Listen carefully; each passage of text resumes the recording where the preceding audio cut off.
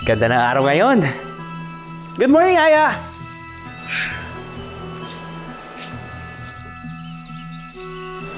Nyoy?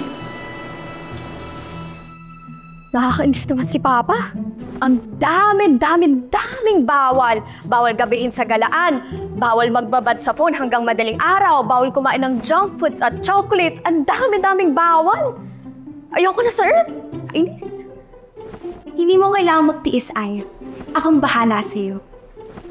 Hi, Aya! Sino ka?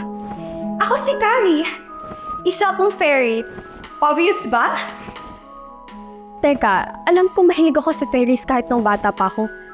Pero hindi naman ako nahihibang, no? Hindi ka nahihibang at hindi ka namamalikmata. Totoo ko, Aya. Kahit hawakan mo pa. Hop. Huwag kang lalapit. Sige nga, kung totoo kang fairy, saan ka nakatira? Doon, no? Sa pinakamalaki at pinakamagandang bulaklak sa garden niyo. Gusto mo bang sumama? Bakit naman ako sasama sa'yo? Para mapatunayan ko sa'yo na tama ang sinasabi ko. Promise maganda sa kaharian namin. Lahat ng bawal sa'yo rito, pwede at malayang may magagawa naman.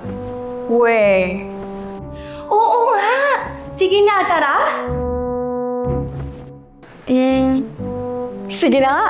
Pero dyan lang naman sa garden, di ba? At least makakabalik agad ako kung sakali. Galit ka naman sa papa mo eh. Ano? Wala! Sabi ko tara na!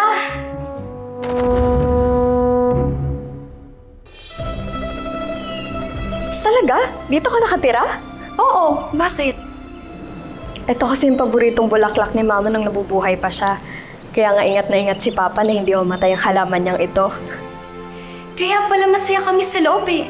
Magaling mag-alaga ang papa mo. Sige na, pumikit ka na para makarating na tayo sa kaharian.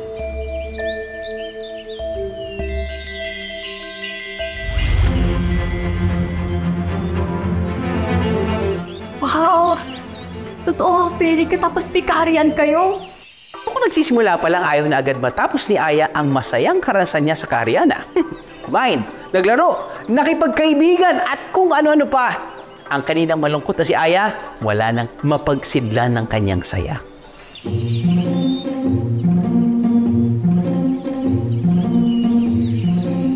O diba, mababait lang ng fairies dito. Palakaibigan, tulad ko. Kaya nga eh. Pero wala pa silang mga pakpak, no? Kaunting panahon na lang, magkakapakpak din sila. Kaya hindi rin sila umaalis eh. Dahil yun yung goal nila, ang magkaroon ng sariling mga pakpak. Mas mabilis ka kasing makakapag-ikot-ikot at makakapunta kung saang parte ng kaharian kung may mga pakpak ka.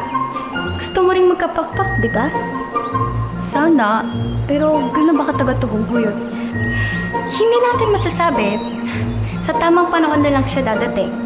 Kaya kung ako sa'yo, huwag mo munang isipin ng mga araw at sulitin mo yung panahon mo dito sa kaharian.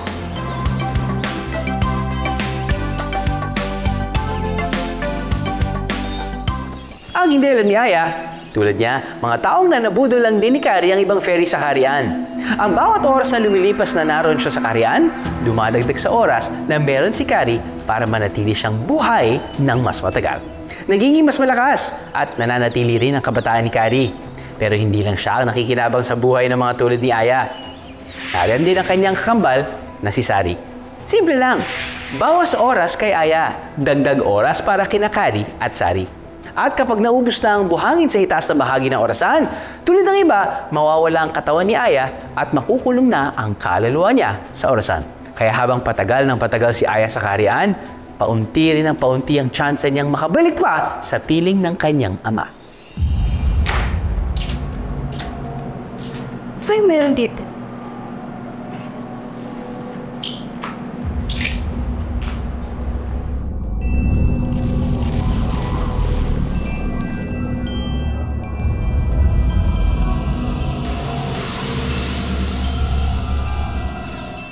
Baka may ibang surprise sa loob.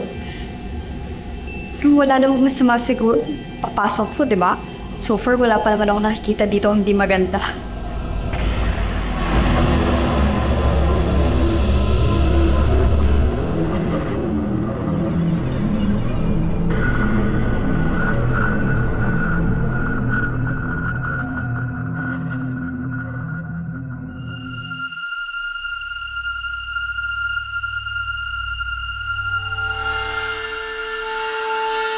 Di kaya ito yung warehouse nila?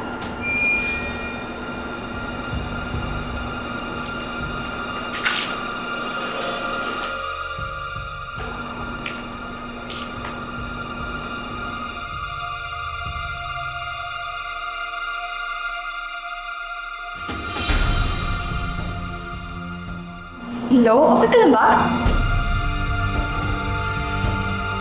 Sino ka? Bakit kamukha ka ni Kari? Kari, ikaw ba yan? Hindi ako si Kari. Umalis ka na dito habang may oras ka pa.